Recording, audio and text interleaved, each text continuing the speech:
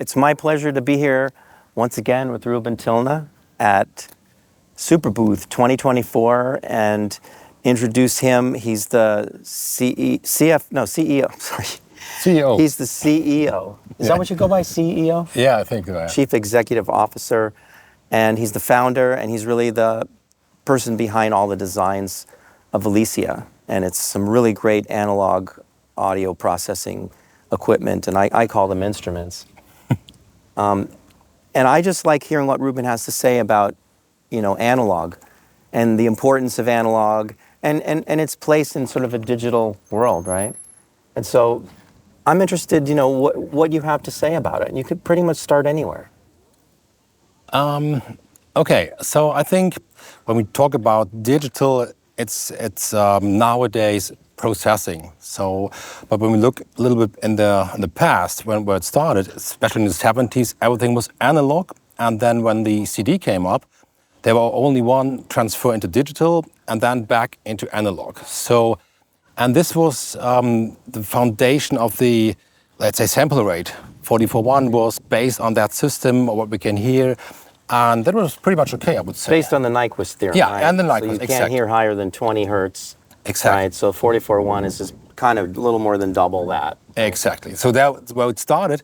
And I mean, there's some discussion if you can hear more, if more sample rate is needed. But basically for that kind of system to capture what you get in from microphone to a mixing console and convert it to analog, that's fine with me. So we don't need more. But nowadays it's completely different. So you have maybe a microphone converted into digital, then it stays completely in the digital domain, and then in your earpods it gets getting analog back again. So it's way more stuff in digital domain involved nowadays than back. And this is something which changed a lot. And when we talk about sound quality, and it's the same with synthesizers. Synthesizers started analog, and then it goes digital. But especially we see it here at Superbooth, how much analog gear is used and people enjoy to play. So it's more than only a processing. It's user interface, experience, feeling, all this. The difference, but you're saying the analog gives you a better, it kind of sounds like you're saying it gives you a better experience. I would say it depends on where it is, where you use analog. So there are things in digital way better than analog. So I think nowadays nobody should use a tape machine for recording 16 tracks. Digital's way better, it's reliable, it's storable, you can put it on a USB stick. So I think this is what digital is very good in storaging data, or having your song as a visual in the front of your computer, in an arrangement view. Doing editings is digital's way better than analog. So there are things that are way better than, or things that analog could not do. So this is the part where I find, okay, digital is super good in this. And also tools like auto-tune, corrections, all tools that are not possible in analog domain. But what we see is the transfer of original analog signal processing or synthesizers and transfer into digital. And that's, I think, where all the discussion comes from. Is it better or not, and all that stuff. And I think this is a very interesting point because we have some kind of a battle. Let's say companies saying, okay, we have a digital version of a Mini Moog and it's so true. And then you have guys having the original one saying, no, it isn't. And that's this discussion going on, which is better. And then you come up with user interfacing and playing an instrument rather than only having the sound of something. Well, some of those people that I talk to, they like the idea that they can have more instances. So you're not like confined to having just 3 oscillators and 1 filter and 1 VCA and 2 envelope generators. You can have as many as you want, and you can put them in any order that you want, theoretically, right? But it reminds me of, when I had like a record collection, and I read in like a stereo magazine that you really only need 100 records because those are the ones you're going to listen to. And most of the other records you're never going to play, right? And you can hear most of the other songs on the radio.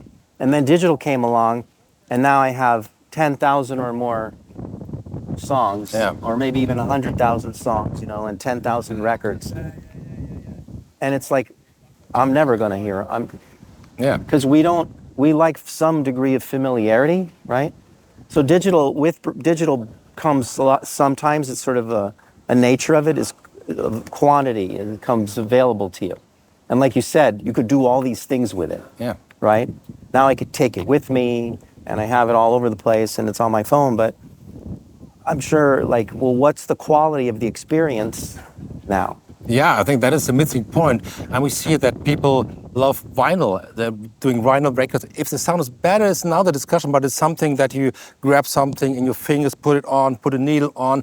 It's a physical reaction to what you're doing and with the listening experience. And looking at it, and looking at the album artwork. Yeah. And even listening to just like having a limitation that you can only listen to half the record and you feel like some satisfaction that you didn't stop early, you finished the first side. Yeah, absolutely. You know what I mean? It's kind of a psychological thing. And also, you have to pay money for this, so I want to hear everything. And then the other side, everything. And I think that is, when it comes to music production and synthesizers, and you say, okay, you can do everything inside. Yeah, but the bottleneck is always the computer.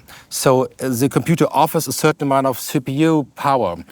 But this has to be shared to all tools that you bring in.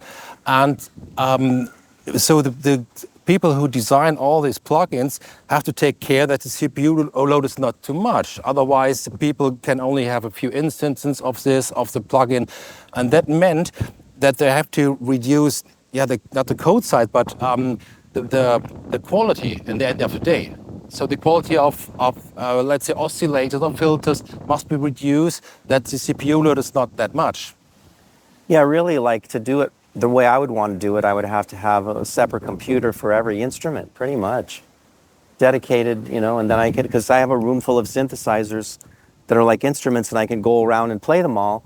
And I'm not worried about processing or anything like that. They're just all going to be on and they was play. One thing why I also moved I use Ableton and use also some plugins. There's some amazing operators, an FM-based synthesizer, and also Wavetable. It's pretty cool stuff, but very heavy CPU load. And so when you play this, have a cool sound, but then you ended up in hiring up the buffer size, but then it's not playable anymore because you have that latency until the sounds came out. So, and that was one reason why I switched over and get back to analog synthesizers and play these tools and do recording them because of a real-time playable of their instruments. Yeah. And this is for me one of the biggest downsides, even if hardware versus software is exactly the same, but to play it in real time and do something with this is a very important point to me, how music is created, how you come up with ideas.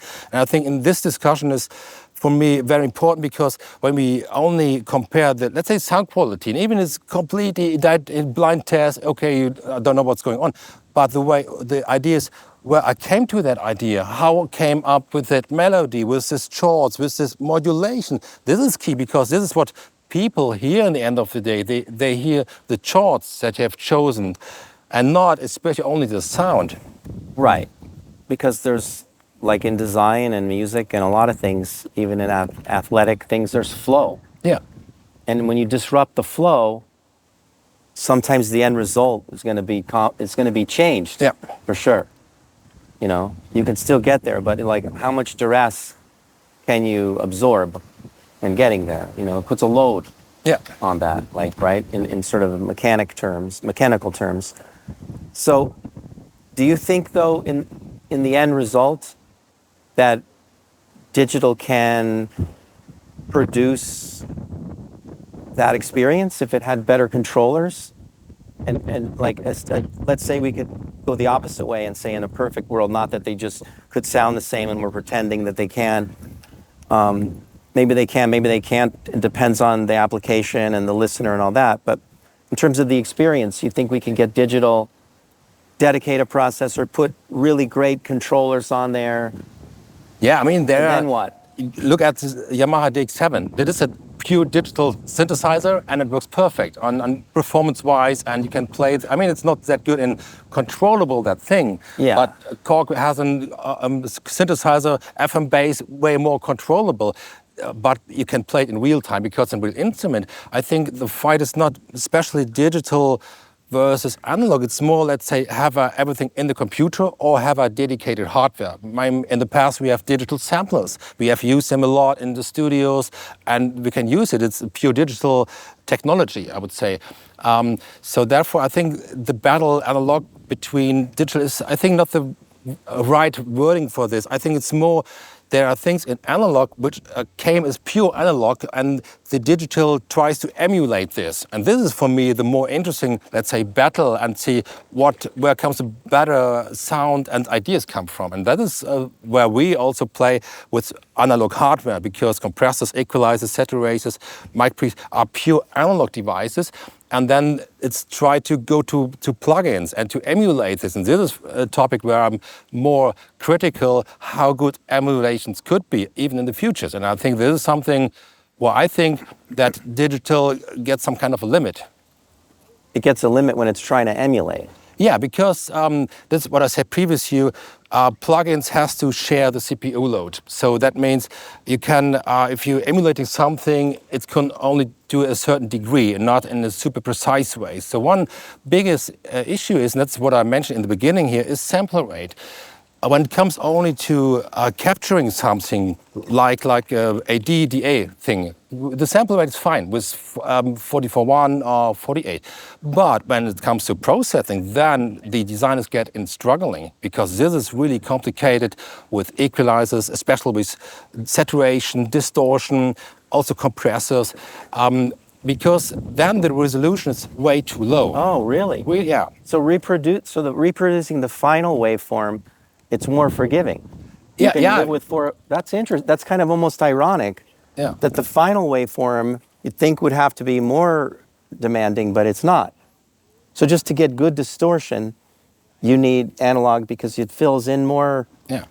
But you could do it with digital. You would have to just have a killing processor. After oversampling, all designers of saturators use oversampling internally. So if your frequency goes up, let's say a 10K sine wave, is basically only 4 samples representing a sine wave. It could be a sine wave, because it could not be a sine wave because it's only too little.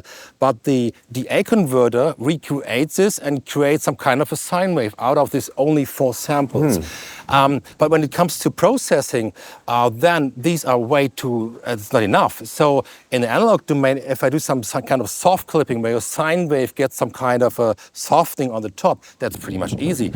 But in the digital domain, there are missing points in between. So you have no samples on the top and in between. So therefore you have to get some samples in between. That is what oversampling is doing. Then you do all the calculation of the saturation, and then you filter it down to the sample rate. And this is how they're working. That means all the designers are struggling with this and have to find ways around this to create a good saturator. Otherwise you have aliasing like here. Is distortion the hardest?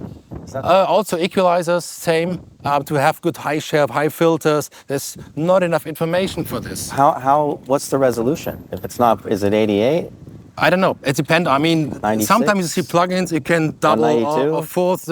I mean, our plugins are running with, I think, 4 times sample rate internally, but when you're at 96, it's only double. So, and you see how some plugins, you can have switches for this, double and fourth, to have a better. But this is only one part. This is that the plugins, let's say, work properly.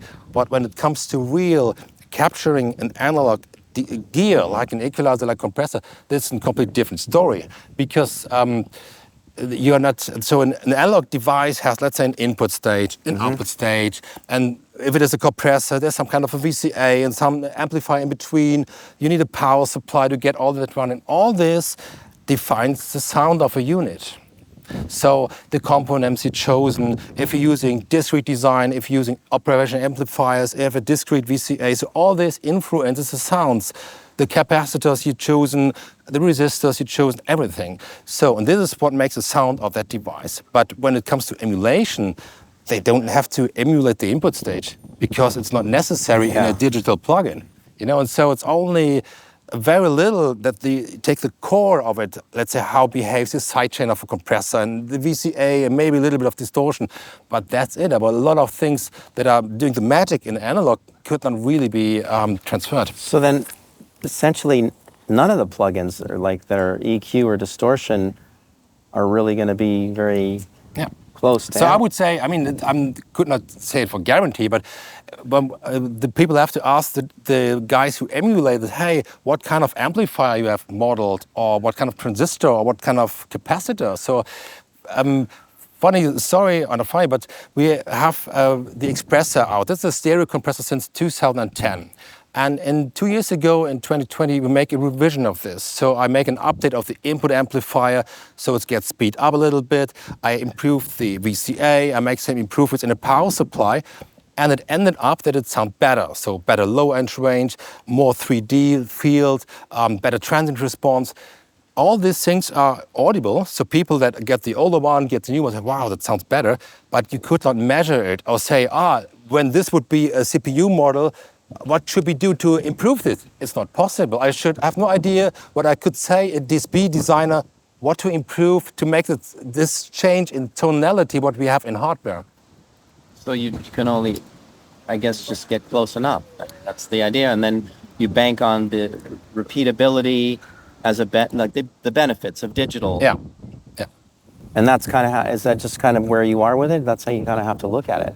Yeah. Because you can't get enough of the processing, and I mean, you could theoretically. Yeah, I have a simulation tool that simulates the circuitry, the analog circuit, and this is pretty cool, but it runs up to, I think, 100 megahertz in the simulation.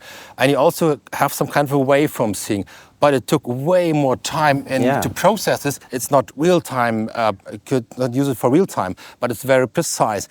But I don't know, even the simulation, this translates what I receive with my ears in terms of change in tonality and sound. What about with a synthesizer? I think it's a similar it's thing. It's just as demanding as an EQ or distortion?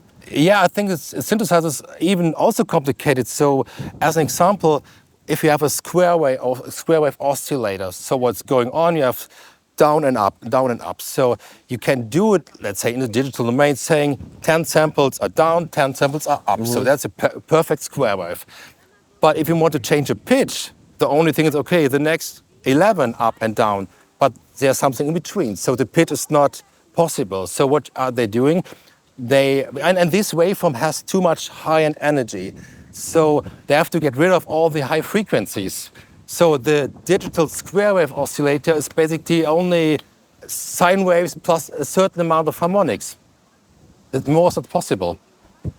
So, and that's the reduction in the oscillator. And then the same with the sawtooth, and then the filter. So they have to all to struggle around these things. In analog, it's super easy to create a square wave waveform. It's easy. It's easy, but I thought, like, 'cause we did a video about digital is more analog than analog. And the theory of that is that with digital, you can get finer resolution than you can with analog. It's possible in the amplitude domain. So with 32-bit or 64-bit, you have a very fine resolution in the amplitude, but it has no change in the frequency response. And this is, for me, the way more important fact in responsibility in our ear is the transient response. So how fine you have the shape of a signal. So if you have a microphone making some noises and then you look on your waveform, how fine all this is, even in the high frequencies. And then you look at the pure samples, only very few samples representing that fast transients. So it's not more analog than analog. No, on certain frequencies that you know for sure. Maybe. Yeah, but not when it comes to high frequencies and how accurate I can capture transients. The digital, it's up to the sample rate. If you have 10 times more sample rate, then you are way more accurate. But it's not more analog. I would say it's more accurate. Yeah, well then you're just into semantics, but.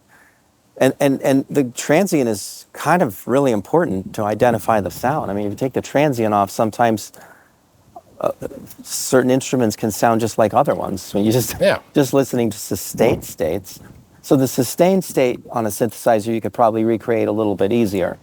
Yeah. But it's not as complex because it's just kind of similar most of the time. The transient is where everything's happening. Yeah. And then, so 44.1 won't cut that. Yeah, so I mean, that's when you play real Fender Rhodes, the attack is something what defines the sound, the tone, and the timing. And when it comes to plugins, that's the first thing I noticed, that the attack is not properly. It's not something wrong, or piano tones. Yeah. So the attack is not right. Or with the guitar, you put some kind of energy into a string, or if you hit something with a drum, you transfer energy into an impulse, and this impulse tells you the velocity, the sound, if it's harder or softer. And there's so much information in this transients. But when this is not captured, I think, as I said before, the DDA process is not the problem. But when you start to process things, and then with plugins, okay, oversampling, downsampling, upsampling, and then there's some kind of a loss of information quality. Yeah, because to me, a lot of times the synthesizer plugins, I've described them as a little soft, or like sometimes mushy, or a little bit. And maybe I'm just hearing that the transient it's just not bang on. Yeah, that's just missing that. I hear some detail of it, but it's just like you said, it's sort of an approximation, and analog is more of I mean, when analog goes to tape, it's not an exact thing either. Yeah. But I guess we just have accustomed ourselves to thinking that that's good for some reason, to roll off. They're taking only part of the tape, which is nice, but struggling with noise floor was back in the days really a problem to have a proper level on tape. They're using mutes and noise gates to get rid of all the noise from the tape machine. So now we're taking only the compression effect and saturation effect, which everybody thinks, okay, that is nice. But there's more, and I think that is where I said digital is perfect in storaging stuff. It's really amazing. There's no, I would never say analog would be better. So for recording? Yeah, for recording. So I mean, you can put a laptop and can track I don't know how many channels. So it's really amazing. That fits what you're saying. Because that's at the output basic stage. You're not like recreating transients and distortion and equalization curves and all that kind of stuff. Well, I never thought of that, but in our previous discussions, it seems to have not gotten into that. But I'd love to have you, we need to have like a bigger discussion with, with both. I think I'm having discussions with people that are just enjoying music and to see what they think about it. Yeah. But also discussions with you and people that are more in love, I guess, with digital or just to really go at it a little bit to try to get to the bottom of it. Yeah. Because you bring up some good points. I mean, I don't really know how to come back and argue that. Like, because I know that there's more complexity in a transient. I could see it. Exactly. It's like if you look at it not zoomed in, then I can't really see what's going on. And if I look at the steady state not zoomed in, it's easy to see. It's kind of steady and I can see what's going on. Then I open the transient up and I'm like, wow, that thing is just like crazy. And it goes under the zero line, it's like for a second and then shoots all the way up. So I think it's also another important fact is that I think that is we don't understand our human ear enough. So one thing is, okay, we do a test generator with sine wave and I can hear up to 15 kilohertz, 17, I don't know. And then, okay, that's what our ear can do. I think there's a lot more going on. But this is more scientist talk. I don't know how to check this, how to test this. But I know from experience with developing analog gear, there's so much going on high-end stuff that I can hear. So I change stuff in the circuitry that I can measure at, let's say, 100 kilohertz, but will have an effect on the audible range. So the example with the expressor, I improved the slew rate of my input amplifier. Through this, you put in a square wave and then see how the edges look like. I tested this with 100 kilohertz square wave, and then I can see rounding off my edges how they go, and that's what I improved. So I can measure a difference from my previous amplifier, and then I can hear it in the audio range. So you're able to make changes at 100 kilohertz and hear it? How does that work? Yeah, it's some kind of I don't know why, but the amplifier is more precise. It's some kind of, I mean, all the amplifiers have some kind of a loop back. Normally, an operation amplifier is doing a lot of amplification and then got the feedback to have the real signal. And as more precise this is, the better the amplifiers work. And I would describe it as if you drive a car and on the street it's going like this. And you have a sports car, and it's really, you can control tight. Very good, very tight. And if you, let's say, an older car, okay, you have to correct all the time, you know. And this is with the amplifier. When the amplifier is very fast, it can correct very immediately. And so, if the amplifier is too slow, it's something like this. Yeah, it's like a car with on-center steering. Yeah, it's just very slight, yeah, right? Yeah, you don't do that in a car that's just kind of a normal car. You're moving the wheel a lot. But then you have a lot of sort of loss in accuracy if you're trying to get somewhere, right? That is how we can translate this similarities. Huh. Wow. I mean, every time I talk about this subject, I keep learning more. And, you know, I learned a big thing here is that that you have to reproduce different parts of a sound with more accuracy. You know, it requires more power, more like thought or more processing power if it's a computer, right? Basically, it's not all the same. It's not like here's the sound and we're capturing it enough times per second to get it. And it varies. But if we had everything super fast, but then do you think the sustained state would be better if we were like quadruple? I think so. Yeah, I mean, the greatest thing is with the bass response, we have a lot of samples to represent low frequencies and not enough for the high frequencies. So therefore, I would say, it's more important to have good transients. That is when we talk and you would edit the vocals in a way that you cut out, let's say, the first milliseconds of each word or sentence, you wouldn't understand nobody. You wouldn't understand If you do, half a second of the end of your word, you would understand it. So the beginning is very important in speech. What kind of pronunciation you have, what word you start with is in the beginning, not in the end. And that's how all our hearing works. If somebody tells your name and you look like this, you know, this is the beginning of a signal is super important for our ear, and that's why we are super sensitive there. Yeah, for good reason. Yeah. Because if you only hear a small portion of it, you still should be able to get it. And that happens at the beginning. But that's even true then for high frequencies, like that you just added that. But I guess that's related to transients because transients usually have some really detailed high stuff in them. Yeah. So you can produce bass sounds way easier with a lower sampling rate. Yeah. Right? And then the higher that you go, I guess you just can't get in there and get enough. You do make it really simple. That's what I love about this. Can we continue this discussion with, like, maybe bring you in? I have to see how I can do this, but I would love to do it. Okay. You represent a very pragmatic and clear point of view, and it comes from your experience, you know, because you're doing it. Yeah. Yeah. So we'll see. Let's see what we can make I'll keep in touch with you. Thank you for coming out here. We have such a beautiful setting here at Superbooth. I love this. This is the best kind of show or convention I've ever been to. It's so beautiful. And we can just pop out to a beautiful setting like this and just talk about things. I find people doing this all over the place. So let's keep it going. We'll go back in. Yeah, nice. Thank you, Ruben. Thanks very much. Yes. Looking forward to seeing you. Okay.